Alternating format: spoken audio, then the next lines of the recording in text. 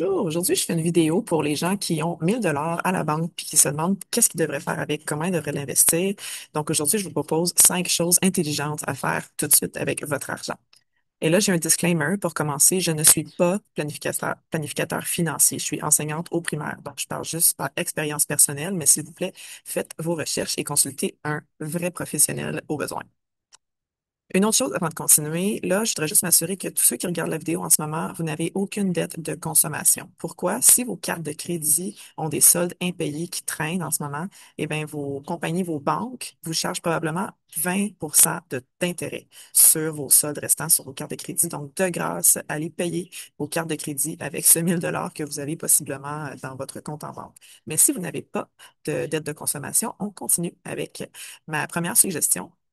Quoi faire avec 1 000 $? Un fonds d'urgence. Donc, si vous n'avez pas de fonds d'urgence, que vous vivez, comme on dit, paycheck to paycheck, vous avez besoin d'un fonds d'urgence d'au moins 1 000 $ par mois et pas dans n'importe quel compte en banque. Plus précisément, un compte épargne à intérêt élevé. Donc, ce ne sera pas des gros intérêts comme dans un compte, par exemple, à la bourse, là, ou dans des fonds que la banque va vous proposer dans des comptes qui sont gelés pendant plusieurs années. Mais un compte épargne à taux d'intérêt élevé, vous avez la liberté de mettre plus d'argent, de retirer l'argent quand vous voulez. Ça pourrait être des intérêts qui vont varier entre 2, 3, 4 mais c'est mieux que le compte chèque. Et puis, en passant, un fonds d'urgence, c'est pas le fonds d'urgence pour notre prochain voyage dans le sud. C'est vraiment pour des urgences, des imprévus. Si par exemple la voiture brise et les assurances ne payent pas, on a des réparations à faire urgentes à la maison, les dents, je ne sais pas quoi, là, en tout cas. Fait que c'est vraiment pour des choses imprévues. Deuxième suggestion, s'éduquer.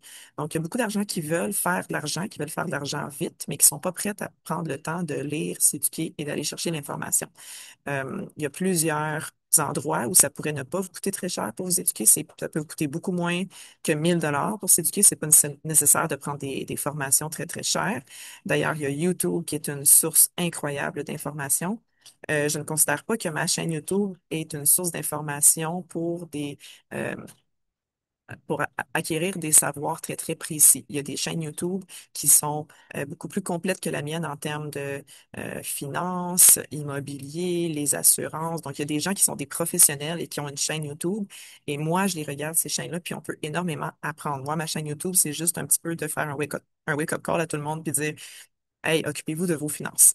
Euh, Deuxième source d'information, les livres à la bibliothèque. C'est gratuit de s'inscrire à la bibliothèque. Et puis, dans les livres, on trouve souvent des petites pépites d'or parce que les auteurs, ils veulent vendre leurs livres. Donc, il faut que leurs livres soient bons, qu'ils soient recommandés. Puis, il y a des secrets, qu'on lit vraiment des choses super intéressantes et ça coûte pas cher, les livres. Si on les loue, c'est gratuit. Puis, quand on les achète, même des fois usagés, ça coûte pas très cher, là, c'est quelques dollars. Les masterminds, si jamais ça vous intéresse, ça, c'est quelque chose qui peut coûter un petit peu plus cher. Des fois, c'est à la séance, des fois, c'est un abonnement. C'est comme un club de lecture, si on veut, mais pour échanger des idées. Je sais qu'il y en a qui s'intéressent à l'immobilier, par exemple. Le club des investisseurs immobiliers du Québec en a propose un mastermind avec une de leurs coachs, mais il y en a plusieurs. Puis vous pouvez vous créer votre propre mastermind euh, sur un sujet en particulier, l'entrepreneuriat, l'immobilier, l'investissement à la bourse, peu importe. Et puis, c'est en fait d'échanger nos idées avec des gens qui sont un peu comme nous, puis on brainstorm. Troisième suggestion, le REEE ou le CELI, donc le régime d'épargne-études ou le CELI. Si vous avez des enfants, là, là, je viens de voir que mon image cache une partie de ma slide pour les CELI. C'est pas grave, je continue. Si vous avez des enfants, le REEE, c'est une petite mine d'or en contribution du gouvernement, en fait. Ici, j'ai trouvé un petit paragraphe sur le site Internet de chez Desjardins. Si vous résidez au Québec, vous recevez en subvention fédérale entre 20 et 40 de vos cotisations. Et en subvention provinciale, ensuite, 10 à 20. Donc, si, admettons, vous avez 1 000 $ et que vous avez un enfant, vous lui ouvrez un compte REE et là, vous mettez 1 000 $ dedans. Le gouvernement provincial et fédéral, ils vont renchérir environ 30 possiblement plus selon votre revenu familial. 30 de, 30 pour vrai de profit sur son investissement, j'en vois pas ça souvent quand même. Euh, donc, ceci dit, moi, j'ai une fille et j'ai un régime d'épargne études pour elle chez Desjardins, mais il n'y a pas juste Desjardins qui le fait. Ce qu'il faut savoir, c'est que c'est pas déductible d'impôts comme les REER, par exemple. Mais par contre, ce qui est super intéressant, c'est tous les revenus qui sont générés. Par exemple, si c'est le 1000 $ est investi à la bourse, ces revenus générés à la bourse, ben, ils vont s'accumuler à l'abri de l'impôt. Quand on va retirer l'argent du régime d'épargne-études, là, on va payer de l'impôt, mais ça va être selon le salaire de votre enfant, en fait. Puis souvent, s'il est aux études, les salaires sont pas très élevés, donc c'est pas la braquette d'impôt la plus élevée, là. On ne sera pas taxé à 50%. Ensuite, ici, ben, je propose, si vous n'avez pas d'enfant, le CELI. Euh, il n'y a pas, c'est libre d'impôt. Donc, c'est pas déductible d'impôt sur notre salaire comme le REER, mais tous les revenus générés dans le CELI vont être à l'abri de l'impôt quand on le retire, s'il n'y a pas d'impôt non plus. Donc, on peut, dans le fond, investir à la bourse par le véhicule de notre CELI. Et je trouve que c'est vraiment super intéressant. Comme je vous ai dit, je ne suis pas planificateur financier, mais je trouve que investir, admettons, dans le S&P 500, qui peut rapporter peut-être 7, 8, 9% d'intérêt par année, libre d'impôt, avec plusieurs années, ça fait des petits. Là, il y a Warren Buffett, lui, qui nous dit que les intérêts composés, c'est la huitième merveille, c'est la huitième merveille du monde. Il dit que c'est le concept financier le plus puissant du monde. Puis là, je vous ai fait un petit exemple ici, par exemple, quelqu'un qui investirait 100 $ à la bourse, par exemple, puis qui aurait un 10% d'intérêt. Si vous le réinvestissez sans le dépenser, là, le 10% d'intérêt, vous le gardez dans la bourse et vous le réinvestissez. L'année suivante, vous aurez 121 $. Euh, la première année, 110, la deuxième année, 121 $. Et là, regardez à la troisième année, si on réinvestit notre argent de départ du 100 $ plus les intérêts des deux premières années, toujours à 10% d'intérêt, la troisième année, on va avoir 133 $. Là, vous allez dire, tu s'en vas où avec ça? Mais là, regardez un peu plus loin. Si vous partez à 1000 $ en bourse, dans un CELI, donc qui est libre d'impôt, bon, on va y aller à 25 ans à peu près, entre le 20 et le 30, c'est à peu près 1000 $. Regardez que 75 ans plus tard, vous allez être plus que millionnaire. Donc, qu'est-ce que ça fait si vous mettez 2000, 3000, 4000, 5000 $ dans votre CELI à la bourse, puis que vous laissez mariner ça pendant plusieurs années, vous êtes set vraiment pour votre retraite, surtout si vous commencez très, très tôt. S'il y a des étudiants secondaires qui me regardent en ce moment ou des étudiants au cégep à l'université, quand vous aurez 18 ans, la première chose à faire, ouvrez-vous un CELI, rendez-vous service et investissez. Numéro 4, c'est mon point préféré, démarrer sa propre entreprise. Ceci dit, être entrepreneur, c'est pas pour tout le monde. Euh, il faut être capable de travailler 7 jours sur 7, 24 sur 24, accepter qu'on va peut-être recevoir des emails extrêmement euh, déplaisants quand on va être au souper de famille le dimanche soir. C'est pas du 9 à 5 ou la fin de semaine, on oublie sa job. Mais ceci dit, c'est très, très possible de démarrer une petite entreprise avec 1000 $ ou moins. Même, il y en a qui pensent que pour se lancer en affaires, ça prend des milliers de dollars. Eh bien, non. Euh, 5 idées en rafale. Vous pourriez vous partir une entreprise de tonte de gazon. Achetez-vous l'équipement, une tondeuse pour faire l'entretien de jardin. Imprimez 1000 flyers. Distribuez ça dans tout votre voisinage, dans toutes les boîtes aux lettres. Et c'est sûr que vous allez avoir une coupe d'appels. Et éventuellement, vous pourriez même engager des gens qui vont faire la tonte pour vous, l'entretien pour vous, et vous faites une cote sur leur salaire et ainsi de suite. Achetez-vous du stock pour faire du ménage, pour laver des vitres. Une entreprise de lavage de vitres, pareil. L'équipement coûte pas très cher.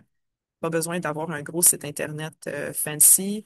Vous pourriez imprimer des flyers, distribuer ça à tout le quartier, 1000, 2000 flyers. Vous allez recevoir des appels. Si votre prix est compétitif, il va y avoir du bouche à oreille. Puis ensuite, votre réputation va être faite. Les gens vont vous rappeler d'année après année. Ils vont vous référer. Vous allez pouvoir engager des gens qui vont venir vous aider et ainsi de suite. Des machines distributrices. Ça, là, c'est en fait la définition d'une mini-entreprise. Vous pouvez en trouver usagé sur Marketplace ou sur Kijiji. C'est moins de 1000 $. J'en ai vu pour 600, 700, 800 $. Vous approchez un petit centre commercial, une petite clinique médicale, des petits endroits publics où ils accepteraient peut-être que vous mettiez votre machine, vous remplissez ça avec des cochonneries Costco. Écoutez, vous remplissez ça, vous revenez à toutes les semaines pour vous assurer que tout est rempli. Vous collectez le petit change. Petit change. Moi, je pense que c'est une très, très bonne business à avoir une machine distributrice. Personnellement, j'ai juste pas le temps parce que j'ai un emploi à temps plein. Je suis enseignante au primaire, j'ai une petite famille. Si j'avais du temps entre les mains, c'est quelque chose que je ferais. Mettons que vous voulez pas sortir de chez vous, mais que vous avez un grand terrain. Partez-vous un chenil. Écoutez, peut-être que votre terrain il est clôturé. Achetez-vous de l'équipement de base pour vous occuper de chiens, pour faire du gardiennage de chiens. Il y a tellement de monde qui partent en vacances, qui ne peuvent pas amener leurs animaux. ne serait-ce que les week-ends, des vacances. Je sais pas, des fois, les gens partent en affaires pour le travail, puis ils ont besoin d'un endroit pour laisser leurs animaux. Ils veulent pas nécessairement que l'animal reste tout seul à la maison. Écoutez, si vous avez des cages, des bols, des laisses, un peu d'équipement de base, là, vous pourriez vous partir une petite entreprise de gardiennage de chiens à la maison. Je trouve ça cool. Et ben moi, ce que j'ai fait dans ma petite entreprise, je me pars une petite chaîne YouTube. Je suis pas encore au stade entreprise, j'ai pas de revenus. Un jour peut-être. Ça coûte 0 $ partir une chaîne YouTube. Bon, si vous voulez vous former un petit peu, peut-être que vous allez investir un petit peu d'argent en livres et en formation, mais euh, filmer des vidéos puis avoir des bonnes idées, ça coûte rien. Si vous trouvez que vous êtes bon en quelque chose, c'est pas obligé d'être en finance, ça peut être en construction, rénovation, en cuisine, en couture. Filmez-vous en train de faire ce que vous êtes bon, ce que vous pensez que vous êtes meilleur que la moyenne, ça mérite d'avoir une chaîne YouTube. C'est pas du rich quick scheme, par exemple. C'est long, il faut mettre du temps, mais éventuellement, ça peut devenir une entreprise qui pourrait être très, très intéressante. Mon dernier point, c'est un deux dans un. Je vous propose deux choses. Investir possiblement dans une fiducie de placement immobilier. Donc, il y a beaucoup de gens qui sont intéressés par l'immobilier, mais qui n'ont pas l'argent, qui n'ont pas les mises de fonds. Ou la crypto. La crypto, ça me fait un peu grincer les dents, mais je veux en parler parce que c'est vraiment le hype du moment ou des 10 dernières années, en fait. Ça dépend de votre portrait, si vous êtes très, très conservateur ou si vous êtes prêt à prendre des risques. Moi, je suis plutôt conservatrice. Donc, j'y vais dans les choses qui vont pas me faire perdre d'argent. J'aime pas perdre mon argent. Euh, donc, des FPI, c'est ça, c'est la fiducie de placement en immobilier. Ça peut vous permettre d'investir en immobilier par l'entremise d'une fiducie. Donc, c'est un groupement euh, qui ont des immeubles à revenus, puis vous n'aurez pas à détenir, à sortir la mise de fonds, ni gérer ces immeubles, ni les entretenir. Donc, vous mettez votre 1 000 $ dans le fonds de placement, puis ça va générer des revenus. Si vous acceptez un risque plus élevé, ben là, il y a le Bitcoin ou bien le Ethereum. Mais ça, c'est seulement si vous avez fait vos recherches. Puis pour moi, c'est vraiment du gambling. C'est d'accepter, c'est comme jouer tout sur le rouge, là. C'est d'accepter que on pourrait tout perdre ou que dans 5 ans, vous allez faire 10 fois votre, mais c'est votre 1 000 $ pour être 10 000 $. Il n'y a personne qui le sait, il n'y a pas de boule de cristal. Il y en a qui sont sûrs que le Bitcoin, c'est une valeur qui va augmenter, qui a du potentiel pour le futur. Il y en a qui disent que non, c'est de la spéculation. Euh, bon, personnellement, j'en ai un petit peu de Bitcoin, mais vraiment pas beaucoup. Mon portefeuille est vraiment plus dans des choses stables. Voilà, j'espère que je vous ai donné toutefois quelques idées. Je répète, je ne suis pas conseiller financier, donc si vous avez un intérêt pour une des idées que je vous ai données, vraiment consultez un professionnel qui va pouvoir vous diriger selon votre portrait financier à vous. Et puis, si vous avez regardé ma vidéo jusqu'ici, je vous remercie. Vous avez été patient. J'espère que ça a été inspirant. Et ben, je vous dis à la prochaine. Merci beaucoup. Bye.